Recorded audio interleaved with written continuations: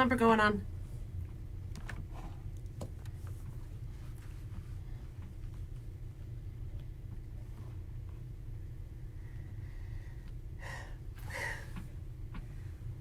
All right, guys, we are back on the Dr. Daliah Show. Thank you all for tuning in.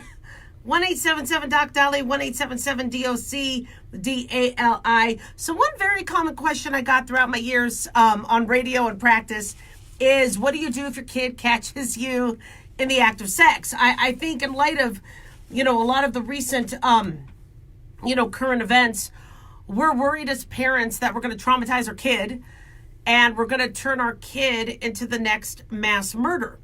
And so when you look back at a child's past, you try to go back, and see, okay, well, what was traumatizing? And one of the most common things that unfortunately a kid witnesses is their parents having sex.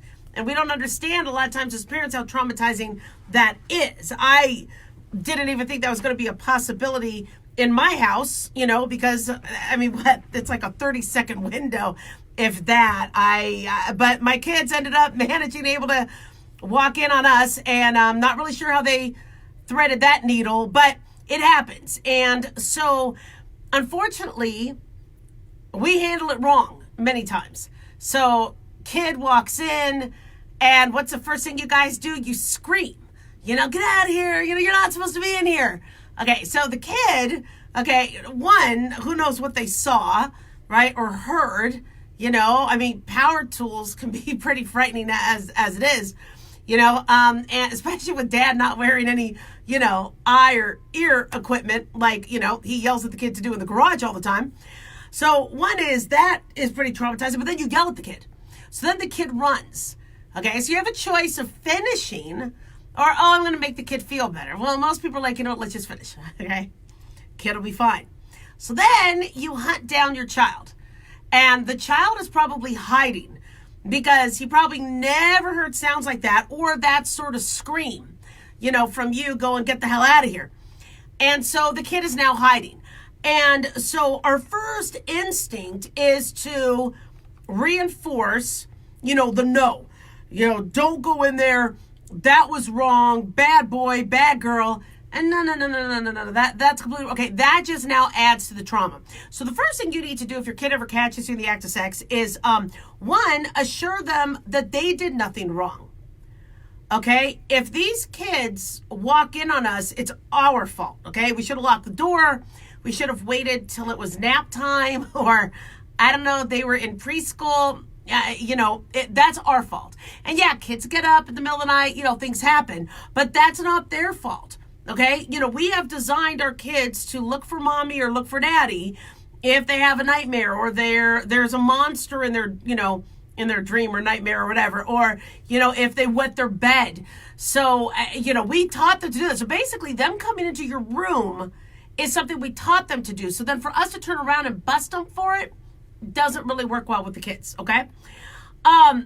The other thing you need to kind of do is just stop for a second and realize what just happened to the kid. All right. Your kids, just like any cubs, or, animal in the wild, watches what we parents do very closely because kids learn by mimicry. So, if I'm talking to my mom, I'm like, oh, mom, come on, man, leave me alone. They learn that and they'll talk to me like, mom, leave me alone.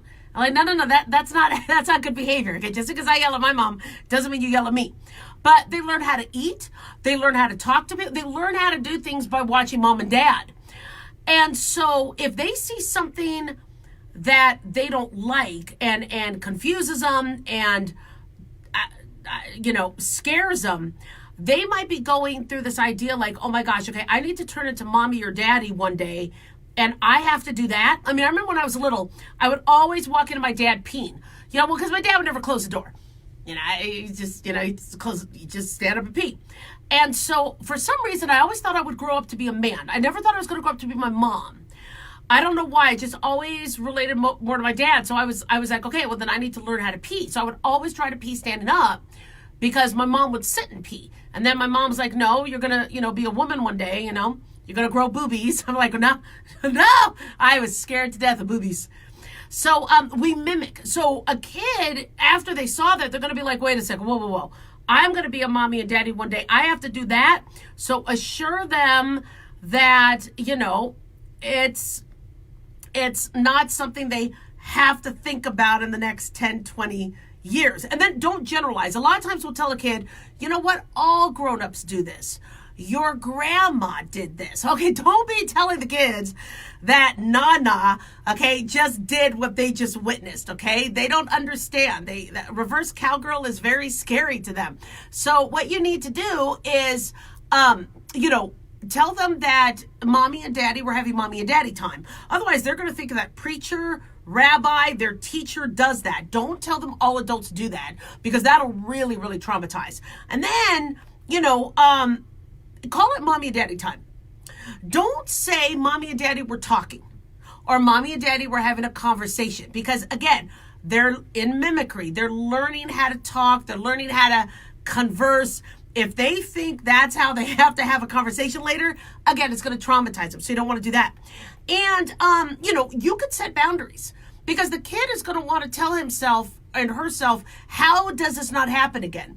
So you already lay that out. You lay out the landscape. Go, if mommy and daddy's door is closed, okay, knock. If they go, what if there's a fire or something like that? Say, that's okay. That's okay. You can knock, tell us, we will come out. But you could set boundaries. But, one of the biggest mistakes parents do is when something happens with their kid, they try to fix it all right away. Like me, okay, I need to be done. All right, like if I ever fight with Corey, it's like, let's just finish it, be done, because I don't want to go on for days or weeks, okay? Let me just win my fight, okay, and let's move on, because I got things to do. With kids, you can't do that, okay? A kid's not going to understand this and get over it that quickly. So, if they're still freaked out and hiding behind their bed or whatever because of what they just saw, no big deal. Do little bits. And a lot of times, you could talk to your kid about anything, when you're not in the house. Like, let's say you're driving around with them and you don't have a little brother or sister giggling in the background or whatever. That's a good time to talk to them. You can say, we're going to have a big boy conversation now. And they love, thinking they're big boy or big girl and getting to talk more on a grown-up level with you. All right. I'm putting an article together for you guys on this, so you'll have it. 1877 Dolly. Don't go away.